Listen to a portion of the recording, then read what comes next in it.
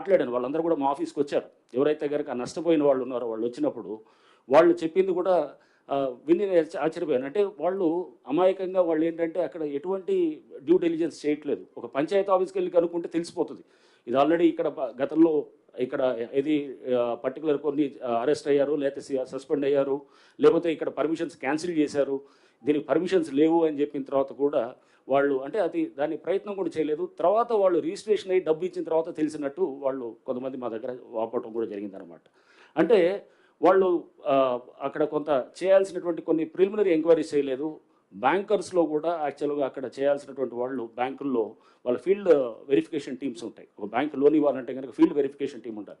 ఆ field verification team కూడా తెలిసిపోతుంది. ఇప్పుడు నిన్న నాకు చెప్తున్నారు ఏది భువన్ అని చెప్పేసి మన ఎన్ఆర్ఎస్సి పోర్టల్లోకి వెళ్తే కనుక మనకి ఏ సర్వే నెంబర్లు ఉన్నా కూడా మనకు తెలిసిపోతుంది అన్నమాట. మీరు ఒకసారి వెళ్ళి మీ సర్వే నెంబర్ కట్టింది ఒక సర్వే నెంబరు, చూపించేది ఇంకో సర్వే నెంబర్ అన్నప్పుడు అక్కడికి వెళ్ళి నించొని మనం చూసుకుంటే కనుక అక్కడ అసలు సర్వే నెంబర్ ఇదా కాదా అనేది కూడా చెక్ చేసుకోవచ్చు. లేకపోతే మినిమం అక్కడ ఒక ఆఫీసులు 2-3 ఆఫీసులు, ఎందుకంటే అక్కడ వ్యవస్థ అక్కడ యాక్ట్ చేస్తుంది. యాక్ట్ చేస్తూ వాళ్ళని సస్పెండ్ చేశారు. సస్పెండ్ చేసి వాళ్ళ మీద యాక్షన్ చేసి పర్మిషన్స్ క్యాన్సిల్ చేసిన తర్వాత కూడా అయినా కానీ కూడా అక్కడ వాళ్ళు పర్మిషన్స్ క్యాన్సిల్ చేసిన తర్వాత పంచాయతీలు పర్మిషన్స్, ఉదాహరణకి ఇది అమీన్పూర్ చెప్పాను కదా, ఇది విల్లాస్ మేము ఏదైతే తీసామో డిమాలిష్ చేసాము, పర్మిషన్స్ క్యాన్సిల్ చేసిన తర్వాత కూడా అతను ఆగకుండా పర్మిషన్స్ క్యాన్సిల్ చేసినా కానీ కూడా ఇంకా ఏది కన్స్ట్రక్షన్ చేస్తూ పోయారు. కన్స్ట్రక్ట్ చేసిన తర్వాత చేస్తూ పోయినా కూడా అతన్ని అంటే ఎటువంటి భయము కానీ ఎటువంటి అంటే ఒక చట్టం ఉన్నది, ఒక వ్యవస్థ ఉన్నది, కట్టడి చేయడానికి ప్రయత్నం చేస్తున్న దానికి ఎవరికి కూడా ఇది లేనప్పుడు అప్పుడు మనం అంటే ఇట్లాంటి వేలాది ఎకరాలు అది గతంలో అయి ఉండొచ్చు, లేకపోతే ఇంతకుముందు ఎప్పుడో జరిగి ఉండొచ్చు, బట్ కాపాడనే ఒక ప్రయత్నం ఇప్పుడన్నా మనం చేయకపోతే కనుక హైడ్రా అనేది సంస్థ తీసుకురావడానికి ప్రభుత్వం ముఖ్యమంత్రి గారు ఇవన్నీ దృష్టిలో పెట్టుకొని దీన్ని తీసుకొచ్చిందనమాట. సో అందుకోసం హైడ్రా బాధితులు అని వీళ్ళని అంటే కనుక హైడ్రా బాధితులు కాదు, మనం ఒకవేళ కనుక ఇవన్నీ చేయకపోతే కనుక సైలెంట్గా ఉన్న సిటీలో ఉన్న 1 కోటి మంది పైన వాళ్ళు రేపు మనం ఇదంతా వర్షం పడితే కనుక మొత్తం మనం అంతా మునిగిపోయేది వీళ్ళు బాధితులు అవుతారు. సో వర్షాలు పడితే కనుక మునిగిపోయేది వీళ్ళు, లేకపోతే ట్రాఫిక్ రద్దీ అయితే కనుక సైలెంట్గా భరించుకుంటూ వాళ్ళు ఏది గంటలు ట్రాఫిక్లో ఉండి ఇది ఇంతేలే అనుకొని మనం అనుకుంటూ పోయేటటువంటి వీళ్ళు బాధితులు అనమాట.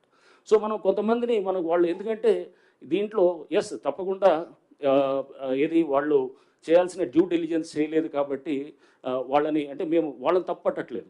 అక్కడ చేసినటువంటి ఆ బిల్డరు వాళ్ళ మీద కూడా క్రిమినల్ కేసులు పెట్టడం జరుగుతుంది. ఆల్రెడీ కొన్ని చోట్ల జరిగింది, చేసాము, ఇంకా కొంత చేరే వాటిలో చేస్తున్నాం. అంటే ఇన్ఫర్మేషన్ అన్నీ కూడా తీసుకొని చేస్తూ దీంట్లో అంటే దయచేసి ఇది హైడ్రా దీని మీద వ్యతిరేకత అంటే దీన్ని కూడా చూపించేటప్పుడు అది ఓన్లీ కొంతమంది వాళ్ళ వెస్టర్న్ ఇంట్రెస్ట్లు సూట్ చేయడానికి కోసం చేస్తున్నారు తప్పగానే. అంటే అక్కడ బలవంతునితోటి మనం ఎదుర్కోవాలన్నప్పుడు వాళ్ళు న్యాచురల్గా రకరకాల పద్ధతులు చేస్తారు. మేము సున్నం చెరువులో కనుక ఎప్పుడైతే కనుక అక్కడ చేసాం, మీరు అందరూ చూసారు, అక్కడ ఒక వ్యక్తి వెంకటేష్ అనే వ్యక్తి కిరోసిన్ పోసుకొని మొత్తం చేయటం జరిగింది. సో అతను ట్యాంకర్స్ బిజినెస్ చేస్తుంటాడు, అక్కడ ట్యాంకర్స్ బిజినెస్ చేస్తుంటాడు. ఇప్పటికీ మళ్ళీ కంటిన్యూ మొదలెట్టాడని చెప్పి మళ్ళీ ఏదో ఎవరు అన్నారు. సో అంటే ట్యాంకర్ రోజుకి అతని బిజినెస్ దాదాపు 1,00,000 పైన ఉంటుంది.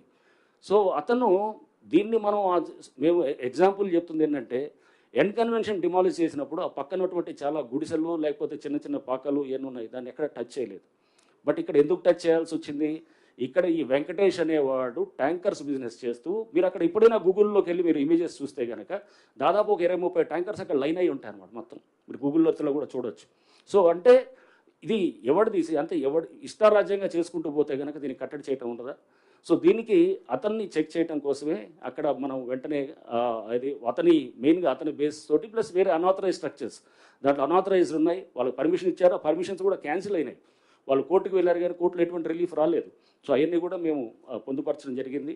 సో అంటే ఎక్కడ కూడా ఆథరైజ్గా పర్మిషన్ వ్యాలిడ్గా ఉండి చేశామనేటటువంటిది జిహెచ్ఎంసీ పర్మిషన్స్ని పట్టించుకోవట్లేదు, హెచ్ఎండిఏ పర్మిషన్ ఇదంతా కానే కాదు. పర్మిషన్ వ్యాలిడ్ ఉంటే కనుక వాటికి దాని వైపు మేము దాన్ని డిమాలిష్ చేయటం లేదు. ఏమన్నది అది ఎఫ్టీఎల్లోనూ ఎక్కడన్నా వస్తే కనుక ఎఫ్టీఎల్లో కూడా మీకు మళ్ళీ ఇంకోసారి మీ అందరికీ కూడా తెలియపరిచేది ఏంటంటే పబ్లిక్ హ్యాబిటేషన్స్ ఎవరైతే కనుక ప్రజలు ఆల్రెడీ ఉంటున్నారో వాటిని ఎక్కడ కూడా మనం టచ్ కూడా చేయట్లేదు. అది ఆల్రెడీ మీకు చెప్పడం జరిగింది. గౌరవ ముఖ్యమంత్రి గారు ప్రభుత్వం కూడా ఇది చాలా ఇది పబ్లిక్ ఆల్రెడీ ఉన్న వాళ్ళందరినీ కూడా వాళ్ళని మనం ఆదేశాలు కూడా హైడ్రాకి ఇవ్వటం కూడా జరిగిందనమాట.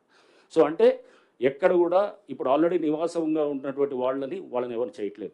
మీరు చూస్తే ఏ ఇన్సిడెంట్లో చూసినా మన కుకట్పల్లిలో చూసాం. కుకట్పల్లిలో చెరువు దగ్గర డిమాలిష్ చేసినప్పుడు అక్కడ కేటరింగ్ చేస్తూ ఒక లేడీ మాట్లాడటం మనం చూసాం. సో వాళ్ళకి యాక్చువల్గా ఆ డిమాలిషన్ అయిన మరుసటి రోజు వాళ్ళు ఆ ల్యాండ్ ఓనర్స్ అంతా కూడా మా దగ్గరికి వచ్చారు. ఒక అడ్వకేట్ని తీసుకొని మా దగ్గరికి వచ్చారు, ఆఫీస్కి వచ్చారు. వాళ్ళందరికీ కూడా ముందే ఇంటిమేషన్ ఇచ్చాం. దాదాపు 14-15 మంది వాళ్ళు ఖాళీ చేయించారు.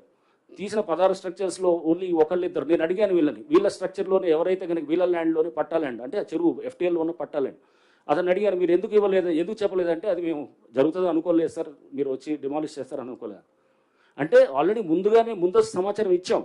ఇచ్చిన తర్వాత కూడా చాలామంది సీరియస్గా తీసుకొని తీసేశారు.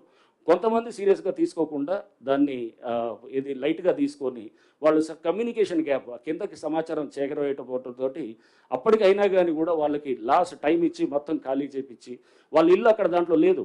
వాళ్ళ ఇల్లు అక్కడ చాలా ఇల్లు కూడా ఉన్నాయి. మీరు కుకట్పల్లి చెరువు దగ్గర మీరు చూస్తే FTLలో చాలా ఇల్లులు ఉన్నాయి, దేన్ని టచ్ చేయలేదు. మీరు చాలా స్పష్టంగా ఇది తెలుసుకోవాలి. అంటే ఇల్లులు ఉన్నవాళ్ళు నిన్న చూశాను, ఎవరో పెద్దమ్మ బుచ్చమ్మ అని చెప్పి ఆమె ఆత్మహత్య చేసుకున్నదని